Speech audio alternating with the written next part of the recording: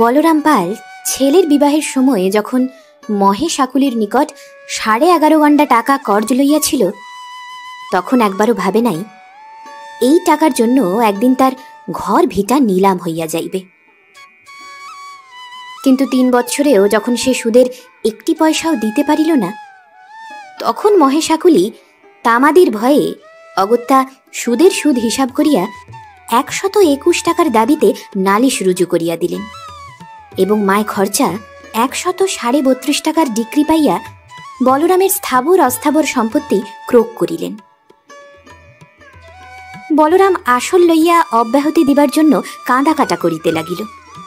আকুলি মহাশয় কিন্তু তাহার এই কাঁদা কাটায় বিচলিত হইলেন না।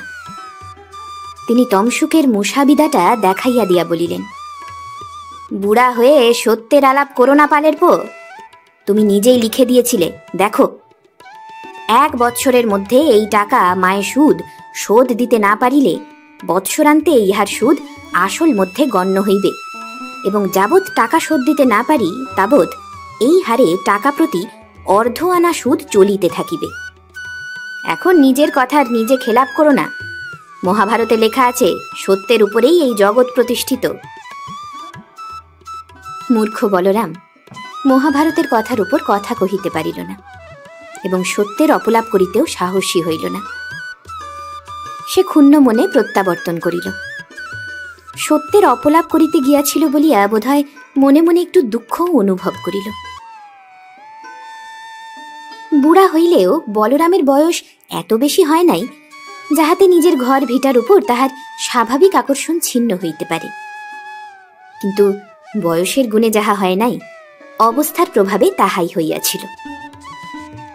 একমাত্র উপযুক্ত পুত্র কেনারাম বৃদ্ধ পিতার বুক ফাটা চিৎকারে কর্ণপাত না করিয়া যেদিন ইহলোকের পরপারে চলিয়া গেল, সেই দিনই বলরামের সংসার বন্ধনটা এমনই শিথিল হইয়া গিয়াছিল যে কেনারামের চিতা নির্বাণের সঙ্গে সঙ্গে রূপনারায়ণের গর্ভে ঝাঁপাইয়া পড়িয়া সংসারের সহিত জীবনের অবশিষ্ট আকর্ষণটুকুকেও ভাসাইয়া দিবে কিনা, তাহাই চিতার পার্শ্ববর্তী বটগাছের তলায় বসিয়া অনেকক্ষণ পর্যন্ত ভাবিয়াছিল। কিন্তু প্রবল ইচ্ছা সত্ত্বেও সেই ইচ্ছা পূর্ণ করিতে পারিল না। সদ্য বিধবা অনাথা বধূ সুখদা তাহাকে আবার সংসারের বন্ধনের মধ্যে টানিয়া আনিল। কেনারাম 1 বৎসর বয়সে মাতৃহীন হইলে অনেকেই বলরামকে দ্বিতীয়বার সংসার ধর্ম করিতে উপদেশ দিয়াছিল, কিন্তু সেই 1 বছরের ছেলের মুখের দিকে চাহিয়া সে তাহার উপদেশগুলা সম্পূর্ণ অগ্রাহ্য করিল। তারপর যে কত কষ্টে সেই 1 বছরের মা মরা ছেলেকে 21 বছরে করিয়াছিল, তাহা বলরাম ছাড়া আর কেহ জানে না। ছেলে উপযুক্ত হইলে বলরাম 5 গাঁ খুঁজিয়া ভালো মেয়ে পছন্দ করিয়া ছেলের বিবাহ দিল। বিবাহে একটু জাঁকজমক করিয়া 5 গাঁয়ের কুটুম্বের পায়ের ধুলা লইল, পুরোহিতকে গরদের জোর কিনিয়া দিল।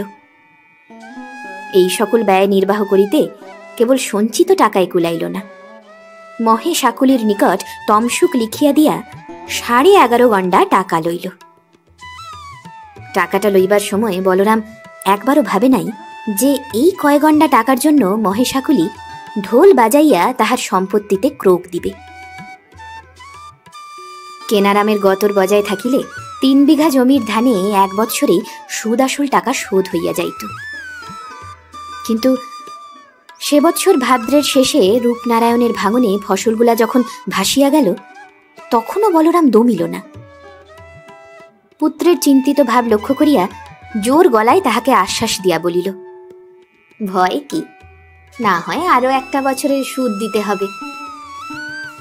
পুত্রের চিন্তাভার লঘু করিবার জন্য বলরাম অগ্রহায়ণ মাসে ভালো দিন দেখাইয়া বধূ সুখদাকে ঘরে আনিল।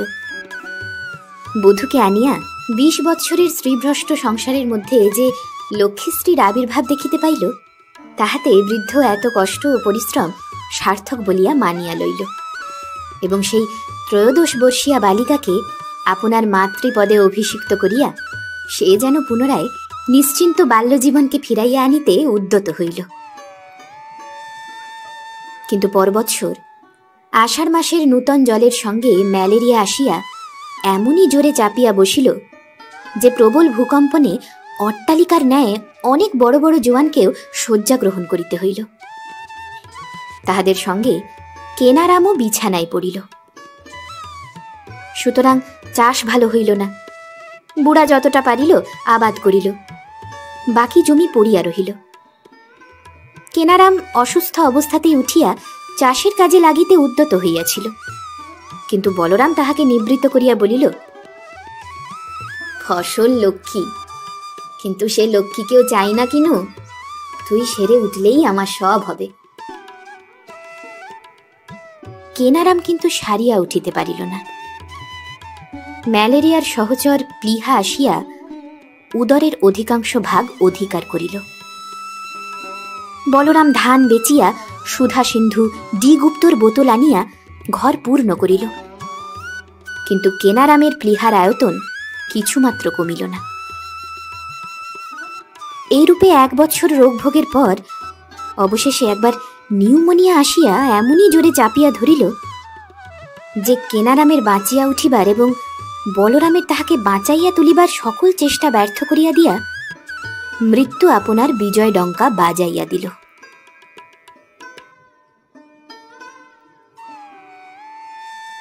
বাবা, কেন গা বৌমা?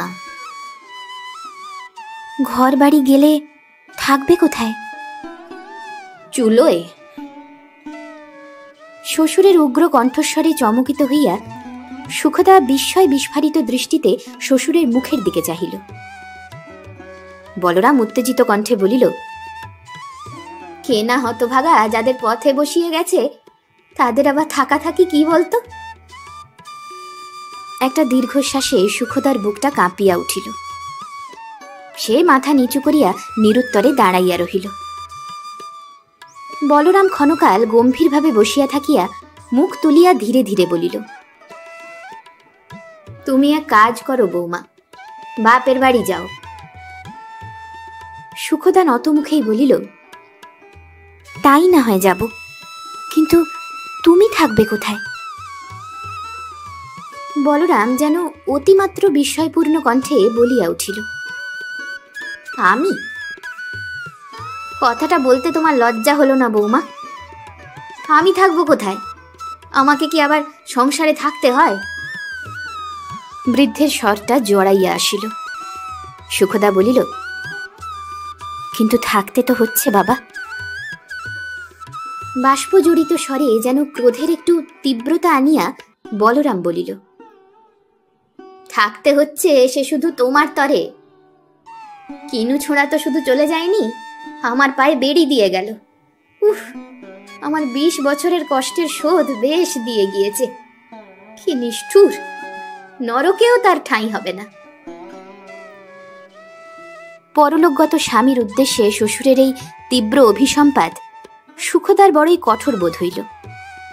সে অভিমান ক্ষুব্ধ কণ্ঠে বলিল, তা আমি যদি তোমার এত ভার হয়ে থাকি বাবা? সুখদা আঁচলে মুখ ঢাকিল।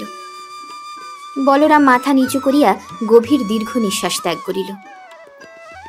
তারপর শোক গম্ভীর কণ্ঠে বলিল, আমি কি ভারের কথাই বলছি বৌমা? তুমি আছো বলেই আমাকে এখনো সংসারে বদ্ধ হয়ে থাকতে হয়েছে, নয়তো বৃদ্ধ যে কি করিত তাহার কোনো স্থিরতা না থাকায় নিঃশব্দে কয়েকবার মস্তক সঞ্চালন করিয়া তারপর ধীরে ধীরে বলিল, তুমি বুঝছো না বৌমা? তোমার শাশুড়ি যখন মারা যায় লোকে বললে, বলরাম বিয়ে করো। কিন্তু ছি, আমার কিনু বেঁচে থাকতে 1 বছরের ছেলে, সারা রাত বুকে শুয়ে ঘুমাতো, একবার পাশ ফেরবার জো ছিল না। এমনি 20 বছর, এতেও মানুষ বেঁচে থাকে? উহ ভগবান! বলরাম 2 হাতে মুখ ঢাকিয়া হাহা করিয়া কাঁদিয়া উঠিল। কান্দিতে কান্দিতে ছুটিয়া বাড়ির বাহির হইল। এই ভিটাটুকু রাখার সম্বন্ধে সুখদারই জেদ বেশি। এটুকু যদি যায় তাহা হইলে বুড়া শ্বশুর কোথায় দাঁড়াইবে? তাহার বাপের বাড়ি আছে সত্য, এবং বাপও তাহাকে লইয়া যাইবার জন্য প্রস্তুত। কিন্তু বুড়া শ্বশুরকে ফেলিয়া সে তো যাইবে না। সে গেলে বুড়া যে একটি দিনও বাঁচিবে না, সে যে রূপনারায়ণের জলেই ঝাঁপাইয়া পড়িবে, তাতে তার আর কোনো সন্দেহই ছিল না। সুতরাং ইহা যদি মহাজনের কবল হইতে উদ্ধার পায়, তাহা হইলেও সে গতর খাটাইয়া কোনরূপে শ্বশুরের এক মুঠা অন্ন দিতে পারিবে। বলরাম পালের এই ঘর ভিটাটুকু লইবার জন্য মহেশ আকুলির যে তেমন জেদ ছিল তাহা নহে। তবে তাহার বিশ্বাস বুড়ার হাতেই লুকানো টাকা আছে। একটা ধরিয়া টান দিতে না পারিলে বুড়া সহজে তাহা বাহির করিবে না। এই জন্য বলরাম যখন তাহার পা দুইটা জড়াইয়া ধরিয়া কাঁদিতে কাঁদিতে আসলটুকু ছাড়িয়া দিবার জন্য অনুরোধ করিল, আকুলি মহাশয় বেশ নিশ্চিন্তভাবেই মৃদু হাসিয়া বলিলেন, লোককে বাসচ্যুত করার চেয়ে আর অধর্ম কোথায় আছে পালের পো? তোমার ঘর ভিটে নিয়ে আমি ধুয়ে খাবো কি? আমার হকের টাকা ফেলে দিলেই সব দিয়ে দিচ্ছি। পৃথিবীতে এমন অনেক লোক থাকে যাহাদের ক্রুদ্ধ ভাব তাহাদের হাসিটাকে বেশি ভয়ানক করিয়া দেয়। আকুলি মহাশয়ের মুখেও সেই হাসি দেখিয়া বলরাম উদ্ভ্রান্ত চিত্তে ফিরিয়া আসিল এবং ঘর ভিটা রাখিবার আর কোনো উপায় নাই ইহা বধূকে জানাইল। বলরাম হতাশ হইলেও সুখদা কিন্তু হতাশ হইল না। জমার জমি 3 বিঘা ছিল, তাহা শ্বশুরকে আনিতে বলিল। জমি বেচিয়া 12 গন্ডা টাকা পাওয়া যাইবে। সুখদার পিতৃ প্রদত্ত রূপার তাবিজ 1 জোড়া আর মল 4 গাছা ছিল, তাহা 13.5 গন্ডা টাকার হদিশ করিল। বাকি আর 30 টাকা। এই টাকাটা কি মহাজন ছাড়িবে না? আকুলি মহাশয় কিন্তু টাকা ছাড়িতে পারিলেন না। তিনি স্পষ্ট জানাইয়া দিলেন, পালের পো, আমার এত টাকা ছাড়লে চলবে কি রকমে? আমার 12 মাসে 13 পার্বণ আছে, এই হাতে হাতে অন্নপূর্ণা পূজা আসছে, তাতে 10 জন ব্রাহ্মণ সজ্জন খাওয়াতেই হবে। আমার তো অন্য জমিদারি নাই, এই শুধু আমার জমিদারি বলো বেটা পুত্রই বলো সব। কিন্তু বলরাম কিছুতেই ছাড়ে না।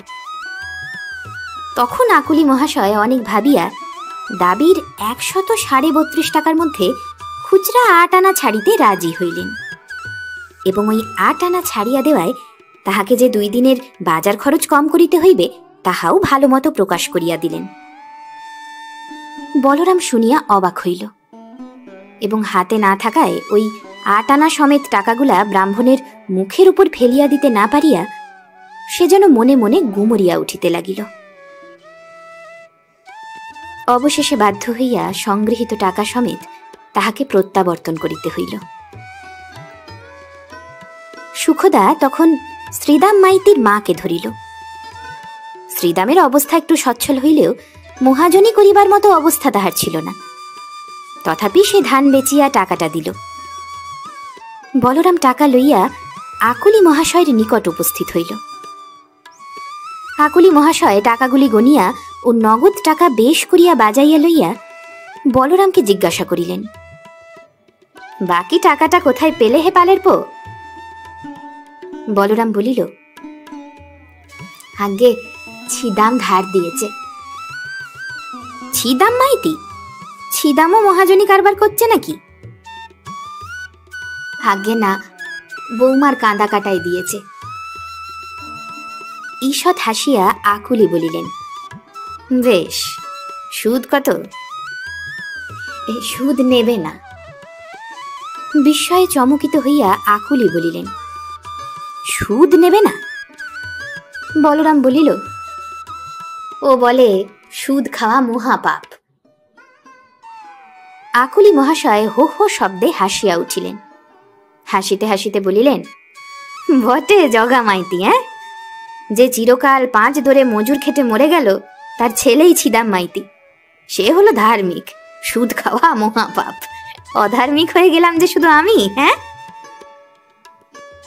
বলিয়া তিনি তীব্র শ্লেষপূর্ণ দৃষ্টিতে বলরামের মুখের দিকে চাহিলেন। বলরাম কিন্তু ইহার কোনো উত্তর দিল না। তখন আকুলি মহাশয় টাকা বাক্সে তুলিয়া রসিদ লিখিয়া দিলেন। বলরাম রসিদ লইয়া ঘরে ফিরিল। ঘর ভিটা রহিল, কিন্তু খাওয়া পড়ার কোনো সংস্থান থাকিল না। যে 3 বিঘা জমি ছিল তাহা বিক্রয় করা হইয়াছে। বৃদ্ধ বড় ভাবনায় পড়িল, কিন্তু সুখদা বলিল, তুমি ধান এনে দাও বাবা, আমি ধান ভেনে যে লাভ পাবো তাইতেই 2 পেট বেশ চলে যাবে। বলরামকে অগত্যা এই উপায়ই অবলম্বন করিতে হইল। ইহা ছাড়া বাড়ির আশেপাশে যে জায়গা ছিল, সুখদা সেখানে শাক পাত তরি তরকারির গাছ বসাইল। তাহা বেচিয়াও কিছু কিছু পাওয়া যাইত। এইরূপে কষ্টে সৃষ্টে সংসার চলিতে লাগিল। তামাক খেয়ে যাও হে পালের পো। বলরাম তখন মধ্যাহ্নে রৌদ্রে ঘরমাক্ত কলেবর হইয়া হাট হইতে ফিরিয়া আসিতেছিল। এমন সময় তামাক খাইবার আদৌ ইচ্ছা না থাকিলেও আকুলি মহাশয়ের আহ্বান উপেক্ষা করিতে পারিল না। সে মাথার ঝুড়িটা নামাইয়া রাখিয়া আকুলি মহাশয়কে প্রণাম করিল। তারপর তার হাত হইতে প্রসাদী কলিকা লইয়া তাহাতে টান দিল। কলিকায় তখন একটু আগুন ছাড়া তামাকের অস্তিত্ব আদৌ ছিল না। সুতরাং তাহার মুখ বিকৃতি লক্ষ্য করিয়া আকুলি মহাশয় বলিলেন, কিছু নাই বুঝি, একটু তৈরি করো না। নিকটেই তামাক কয়লা ছিল। বলরাম কলিকার আগুন ঢালিয়া পুনরায় তামাক সাজিতে বসিল। আকুলি মহাশয় হাতের হুঁকাটা পাশে রাখিয়া জিজ্ঞাসা করিলেন, কোথায় গিয়েছিলে? হাটে বুঝি?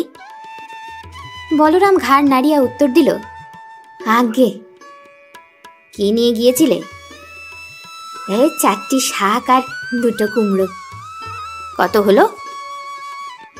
10.5 পয়সা।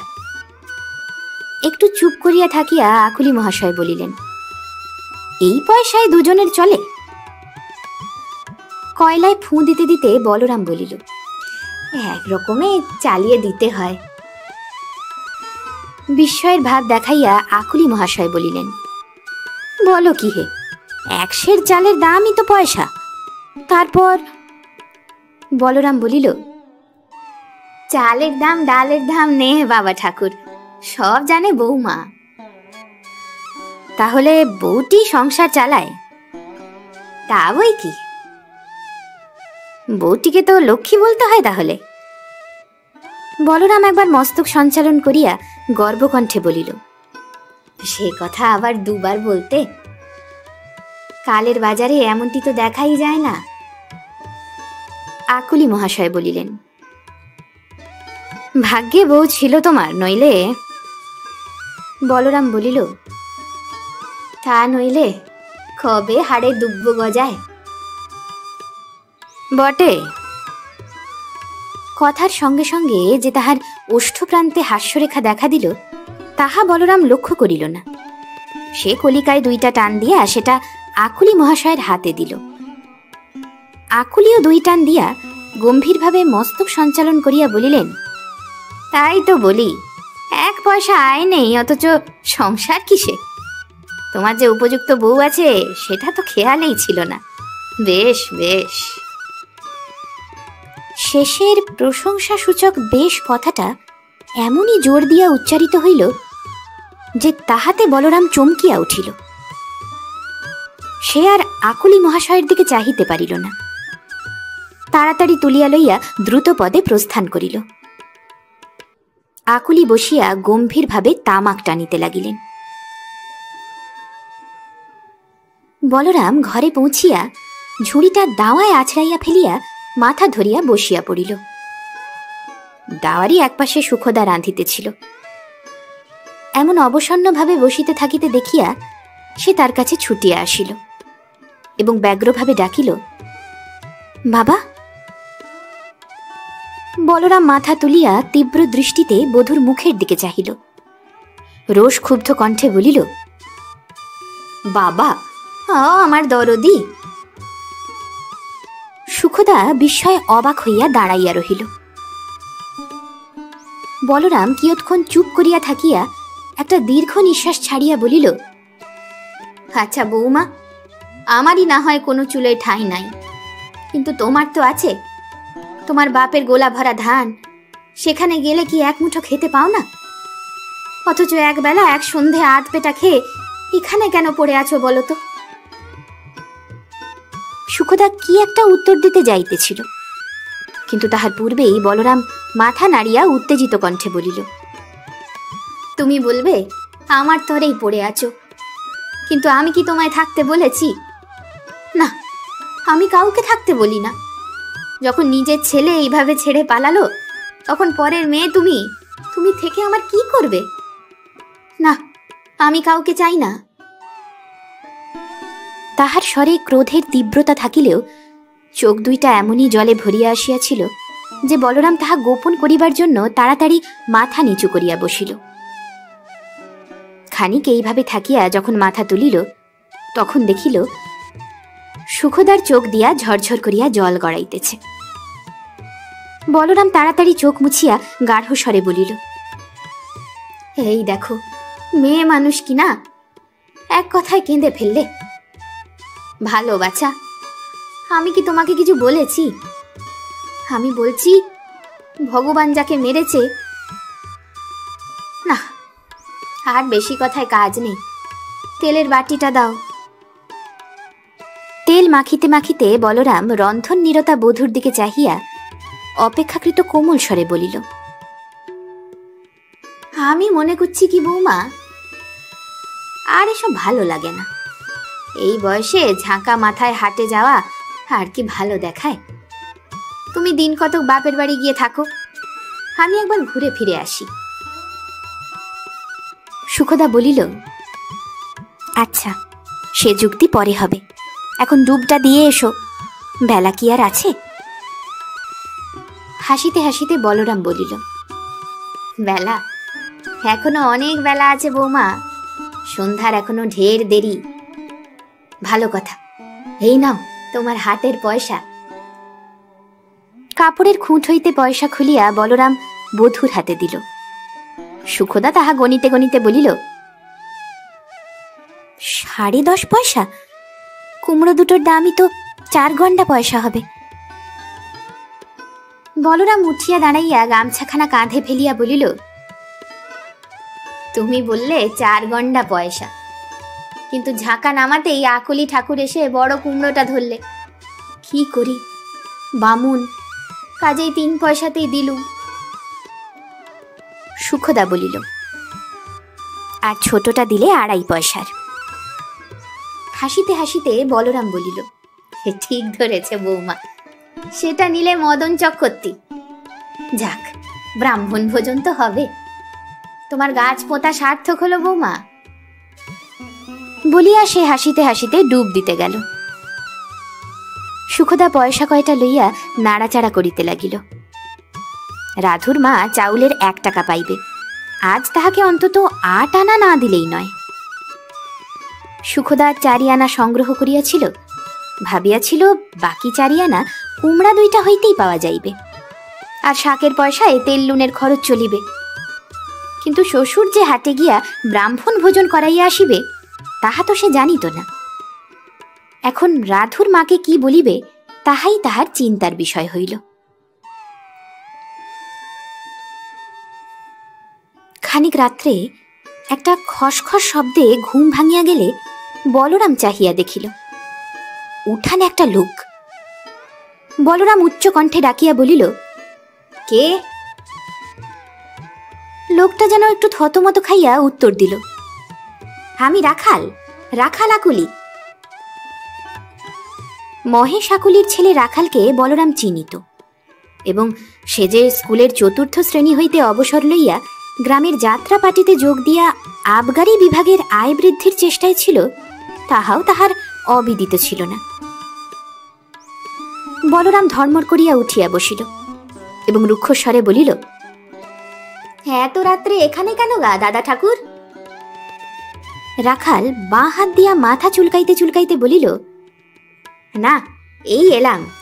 বলি, তোমাদের ঘরে কুমড়ো আছে? নিতান্ত বিরক্তির সহিত তর্জন করিয়া বলরাম বলিল, এমন সময় কুমড়ো? রাখাল যেন থতমত খাইয়া গেল, কিন্তু তৎক্ষণাৎ সপ্রতিভভাবে বলিয়া উঠিল, আমাদের পার্টির একটা ফিস্ট আছে, তাই বলি। বাধা দিয়া গর্জন করিয়া বলরাম বলিল, না, কুমড়ো নাই, যাও। হঠাৎ ধড়াস করিয়া ঘরের খিল খুলিয়া সুখদা বাহির হইল এবং রাখালকে লক্ষ্য করিয়া বেশ সহজ স্বরেই বলিল, কুমড়ো আছে একটা, কি দাম দেবে?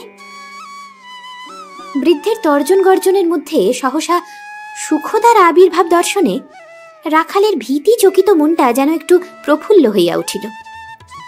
সে ঈষৎ হাসিয়া উত্তর করিল, দাম তা যা বলো। সুখদা বলিল, আচ্ছা এসো। এই আহ্বানে রাখাল যেন আকাশের চাঁদ হাতে পাইল এবং অগ্রসর হইয়া দাওয়ার উপর থপ করিয়া বসিয়া পড়িল। বসিবা মাত্র সুখদা হাত বাড়াইয়া তাহার পৈতাটা ধরিয়া ফেলিল এবং এমন তরিত হস্তে সেটা তাহার গলা হইতে খুলিয়া লইল যে রাখাল বাধা দিবার বিন্দুমাত্র অবসর পাইল না। সে শুধু বিস্ময় বিমূঢ় ভাবে সুখদার দিকে চাহিয়া রহিল। কিন্তু পরক্ষণেই সুখদা অদূর পতিত সম্মার্জনের দিকে হস্ত প্রসারণ করিতেছে দেখিয়া সে আর অপেক্ষা করা যুক্তিসঙ্গত মনে করিল না, এক দৌড়ে অদৃশ্য হইয়া গেল। বলরাম এতক্ষণ অবাক হইয়া সুখদার কাণ্ড দেখিতেছিল। এক্ষণে বধূকে সম্বোধন করিয়া বলিল, এ কি করলে বৌমা? সুখদা বলিল, বামুনের ঘরের গরুটা জ্বালিয়ে মেরেছে বাবা, নাচে ঘাটে বের হবার জো নাই। বলরাম একটা নিঃশ্বাস ফেলিয়া ক্ষুব্ধ স্বরে বলিল, কিন্তু বামুনের পৈতা। সুখদা কোনো কথা না বলিয়া রাগিয়া ঘরে ঢুকিয়া দরজা বন্ধ করিল। বলরাম গালে হাত দিয়া বসিয়া ভাবিতে লাগিল। রাখাল পলায়ন করিয়া যাত্রার আড্ডায় উপস্থিত হইল। অধিকাংশ দিন সেইখানেই সে রাত্রি যাপন করিত। সেদিনও গিয়া এক পাশে পড়িয়া রহিল। ভাবিয়াছিল আর সকলের উঠিবার আগে খুব ভোরে উঠিয়া বাড়ি পলাইবে এবং পৈতার একটা ব্যবস্থা করিয়া ফেলিবে। কিন্তু যাহা ভাবিয়াছিল তাহা হইল না। তাহার ঘুম ভাঙিবার আগেই অন্য দুই একটা ছেলের ঘুম ভাঙিয়া গেল এবং তাহারা রাখালের উপবিত শূন্য স্কন্ধ দেখিয়া হইচই বাঁধাইয়া দিল। তখন রাখাল তাহাদিগকে বুঝাইবার জন্য একটা অদ্ভুত ভূতের গল্পের অবতারণা করিল, কিন্তু সে আষাঢ়ে গল্পে কেহই বিশ্বাস করিল না। ক্রমে সংবাদটা সমস্ত পাড়ায় রাষ্ট্র হইয়া পড়িল। আকুলি মহাশয়ও শুনিলেন। তিনি ছেলেকে ডাকিয়া ধমক দিয়া উপবিত হরণের প্রকৃত বৃত্তান্ত জানিতে চাহিলেন। অগত্যা রাখালকে আসল কথা প্রকাশ করিতে হইল। সে কথা শুনিয়া আকুলি মহাশয় ক্রোধে জ্বলিয়া উঠিলেন। একটা শূদ্রের মেয়ের এত সাহস! সে ব্রাহ্মণ তনয়ের অঙ্গে হস্তার্পণ পূর্বক তাহার যোগ্য উপবিত হরণ করে। আকুলি মহাশয় তক্ষুনি গ্রামের 5 জন প্রধানকে ডাকিয়া ইহার বিহিত করিবার জন্য অনুরোধ করিলেন। তিনি যে অভিযোগ করিলেন তাহার মর্ম এইরূপ। তাহার পুত্র যাত্রার দলে ঘুরিয়া বেড়াইলেও এখনো বালক এবং তাহার স্বভাব চরিত্র যে নির্মল সে সম্বন্ধে কিছুমাত্র সন্দেহ নাই। এ সম্বন্ধে তিনি নিজেই শপথ করিয়া সাক্ষ্য দিতে পারেন। কিন্তু বলরাম পালের বিধবা পুত্রবধূ তাহার এই সচ্চরিত্র পুত্রকে অসৎ পথে লইয়া যাইবার জন্য নানা প্রকারে প্রলুব্ধ করে। কিন্তু রাখাল তাহার পুত্র, সুতরাং সে কুচরিত্রার এই প্রলোভন সম্পূর্ণ উপেক্ষা করিতে থাকে। এ সকল কথা তিনি কিছুমাত্র জানিতেন না। পরিশেষে গতকল্য রাত্রে তিনি রাখালকে একটি কুমড়া সংগ্রহ করিতে বলিলেন। রাখাল কুমড়া কিনিবার জন্য বলরামের বাড়িতে যায়। তখন ওই দুষ্টা রমণী স্বীয় অসৎ অভিপ্রায় সিদ্ধির জন্য রাখালের অঙ্গে হস্তার্পণ করে এবং রাখাল তাহার হাত হইতে উদ্ধার পাইবার জন্য পলায়নের চেষ্টা করিতে থাকে। এই চেষ্টার ফলে রাখাল তাহার হস্তচ্যুত হইলে দুষ্টা তাহার উপবিত চাপিয়া ধরে। পরিশেষে টানাটানিতে পৈতাটা তাহার হাতে থাকিয়া যায়। রাখাল ঊর্ধ্বশ্বাসে পলায়ন করিয়া এই কুচরিত্রা রমণীর হস্ত হইতে রক্ষা পায়। এই অভিযোগ শ্রবণে সকলেই ক্রুদ্ধ হইয়া উঠিল। একে স্ত্রীলোকের চরিত্র দোষ, তাহার উপর ব্রাহ্মণের উপবিত হরণ। এই গুরুতর পাপের গুরুতর শাস্তি দিবার জন্য তৎক্ষণাৎ বলরামকে আহ্বান করা হইল এবং আকুলি মহাশয়ের অভিযোগ তাহাকে শুনাইয়া তাহার দুশ্চরিত্রা পুত্রবধূকে অচিরে দূর করিয়া দিবার জন্য আদেশ দেওয়া হইল। বলরাম এই অভিযোগের তীব্র প্রতিবাদ করিল, কিন্তু ধর্মপরায়ণ আকুলি মহাশয়ের উক্তিকে অসত্য জ্ঞান করিয়া বুড়া বলরামের কল্লিত প্রতিবাদ গ্রাহ্য করিতে কেহই সাহসী হইল না। প্রধানগণ এক বাক্যে আদেশ দিল, হয় সুখদাকে দূর করিয়া দাও, নয় ধর্মশাস্ত্রানুযায়ী প্রায়শ্চিত্ত করিয়া এবং সামাজিক দণ্ড দিয়া শুদ্ধ হও। যতদিন বলরাম এই উভয় আদেশের একতম পালন না করিবে, ততদিন বধূর সহিত সে নিজেও সমাজচ্যুত হইয়া থাকিবে। যে কোনো কারণেই হোক, ব্রাহ্মণের অপমান হিন্দু হইয়া কেহ সহ্য করিতে পারিবে না। বলরাম কিন্তু বধূকে ত্যাগ করিতে পারিল না, প্রায়শ্চিত্তও করিল না, সুতরাং সমাজচ্যুত হইয়া রহিল। ইহাতে শোকার্ত বলরামের রুক্ষ মেজাজটা আরো বেশি রুক্ষ হইয়া উঠিল এবং তাহার মতো হতভাগ্য বুড়াকে ত্যাগ করিয়া না যাওয়াতেই যে বউটাকে এত বড় বিড়ম্বনা ভোগ করিতে হইতেছে, ইহা বুঝিয়া বলরাম দিন রাত নিজের মৃত্যু কামনা করিতে লাগিল। যদি কেহ সহানুভূতি দেখাইয়া বলিত, আহা, পালের শেষ বয়সে এই লাঞ্ছনা, তাহা হইলে হাসিয়া বেশ সহজ স্বরেই উত্তর দিত, সংসারে থাকিতে হলে সুখ দুঃখ দুটোই ভোগ করিতে হয়। এমন লাঞ্ছনার পর এতটা গর্ব দেখিয়াও সকলেই শুধু বিস্মিত হইত না, এই গর্বিত লোকটির উপর মনে মনে বিরক্ত হইয়া উঠিত। বলরাম কিন্তু তাহাদের বিরক্তি বা সন্তোষ কোনোটাকেই আমল দিত না। সে যেন মানুষের বিচারকে উপেক্ষা করিয়া একমাত্র ভগবানের বিচারের উপরই নির্ভর করিয়াছিল।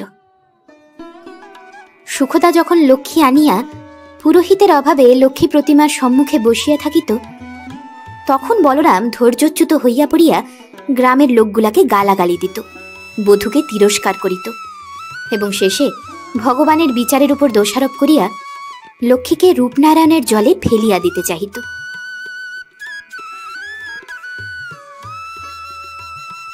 সেদিন চৈত্র মাসের লক্ষ্মী পূজা। সকাল হইতেই সুখদা শ্বশুরকে সকাতরে অনুরোধ করিতে লাগিল, একজন বামুন দেখো না বাবা, শুধু একটু ফুল বাতাসা দিয়ে যাবে, গায়ে এত বামুন আছে, একজনও কি আসবে না? বলরাম কিন্তু একজন ব্রাহ্মণও পাইল না। শেষে সে গিয়া আকুলি মহাশয়ের পা দুইটা জড়াইয়া ধরিল, কিন্তু আকুলি মহাশয় দৃঢ়ভাবে জানাইয়া দিলেন যে ব্রাহ্মণের উপবিত ছিন্ন করিয়াছে, বিনা প্রায়শ্চিত্তে তাহার পৌরোহিত্য করিলে ধর্মের অবমাননা হইবে, সুতরাং এরূপ কার্য তাহার দ্বারা হইতে পারে না। রুদ্ধ রোষে ফুলিতে ফুলিতে বলরাম ফিরিয়া আসিয়া বধূকে কতগুলা তিরস্কার করিল। তাহার তিরস্কারে বধূ কাঁদিতে লাগিল। বলরাম মিথ্যাবাদী মহেশ আকুলিকে গালাগালি দিয়া ভগবানের নিকট তাহার বিচার প্রার্থনা করিতে লাগিল। একদিন যখন বলরাম হাট হইতে ফিরিতেছিল, তখন সহসা এমন ঝড় বৃষ্টি আসিল যে সে পাশের গ্রামখানায় আশ্রয় লইতে বাধ্য হইল। সেখানে আরও একজন আশ্রয় লইয়াছিল, সে পরাণ কামার। তাহারা যে বাড়িতে আশ্রয় লইল, সে বাড়িখানা এক পতিতা চণ্ডাল রমণীর।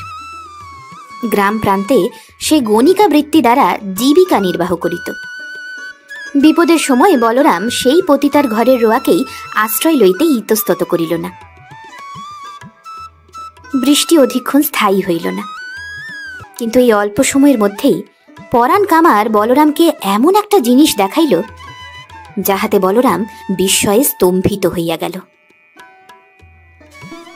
ঘরের রোয়াকের দিকে একটা জানালা রহিয়াছে, জানালাটা বন্ধ থাকিলেও একটু ফাঁক রহিয়াছে। সেই ফাঁকে চোখ রাখিয়া পরাণ তাহাকে দেখাইল যে ঘরের ভিতর যিনি আছেন তিনি আর কেহ নন, মহেশ আকুলি। বলরাম যেন আকাশ হইতে পড়িল। ভালো করিয়া চোখ মুছিয়া সে তীব্র দৃষ্টিতে অভ্যন্তর ভালো করিয়া লক্ষ্য করিতে লাগিল। পরাণ বলিল, দেখলে পালের পো বামুনটার আক্কেল। বলরাম কোনো উত্তর করিল না, শুধু ঘৃণায় তাহার নাসা কুঞ্চিত হইল, আর পরাণের চোখে প্রতিহিংসা জাগিয়া উঠিল। জাগিবার কারণও আছে। আকুলি মহাশয় 30 টাকা কর্জ দিয়া সুদের জন্য তাহাকে সর্বশান্ত ও ভিটা ছাড়া করিয়াছিলেন। তার জন্য আকুলি মহাশয়ের ওপর তাহার দারুণ রাগ জমিয়াছিল। এ পর্যন্ত পরাণ তাহার প্রতিহিংসা প্রবৃত্তি চরিতার্থ করিবার কোনো সুযোগ পায় নাই। আজ সহসা সে সুযোগ পাওয়ায় তাহার জিঘাংসা বৃত্তি যেন ফনা দিয়া উঠিল। বৃষ্টি থামিলে সে গ্রামের ঘরে ঘরে আকুলি মহাশয়ের এই কলঙ্ক কালিমা প্রচার করিতে লাগিল।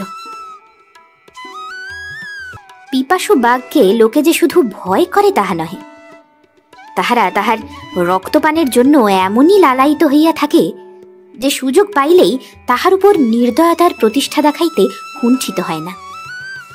সুতরাং রক্তপানকারী শার্দুলের ন্যায় মহেশ আকুলিকে শাসন করিবার জন্য গ্রামের এত লোক উদ্যত হইয়া উঠিল যে আকুলি মহাশয় কখনো কল্পনাতেও ভাবিতে পারেন নাই যে গ্রামের এত লোক তাহার শত্রু।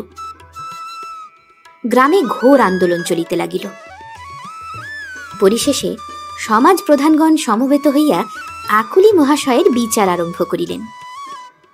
পরাণের সাক্ষ্য গৃহীত হইল, কিন্তু কেবল তাহার একার সাক্ষ্য প্রমাণরূপে গণ্য হইতে পারে না।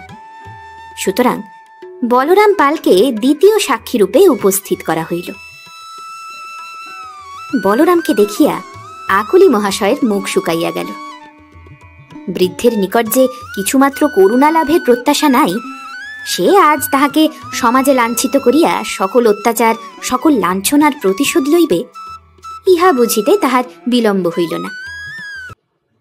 তিনি শুধু বিবর্ণ মুখে শকাতর দৃষ্টিতে বৃদ্ধের মুখের দিকে চাহিয়া রহিলেন। কিন্তু বলরাম যে সাক্ষ্য দিল তাহা শুনিয়া সকলেই আশ্চর্যান্বিত হইল। সে বলিল, পতিতা রমণীর ঘরের ভিতর যাহাকে দেখিয়াছিল সে দেখিতে কতকটা আকুলি মহাশয়ের মতো হইলেও সে যে আকুলি মহাশয় নহে ইহা সে শপথ করিয়া বলিতে পারে। কেননা খুব লক্ষ্য করিয়া দেখিয়াও সে লোকটার গলায় পইতা দেখিতে পায় নাই। বলরামের সাক্ষ্যে আকুলি মহাশয় নিষ্কৃতি পাইয়া সগর্বে ঘরে ফিরিলেন। পথে পরাণ কামার সক্ষোভে বলরামকে জিজ্ঞাসা করিল, হ্যাঁ গোপালের পো, এমন ডাহা মিথ্যেটা তুমি বললে কেমন করে?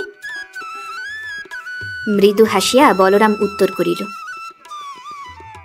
আমার মতো লোককে জব্দ করতে যদি একজন বামুন ডাহা মিথ্যে বলতে পারে, তবে একজন বামুনের মান রাখতে আমি কি এইটুকু মিথ্যে বলতে পারি না? ইহার উত্তর পরাণ দিতে পারিল না। আকুলি মহাশয় কিন্তু দিয়াছিলেন। তিনি ইহার পর কোনো কোনো অন্তরঙ্গ বন্ধুর কাছে বলিয়াছিলেন, বলা পালের মতো মিথ্যাবাদী দুনিয়ায় নাই। ও বুড়ো গঙ্গার এপারে ডুবে ও পারে উঠতে পারে।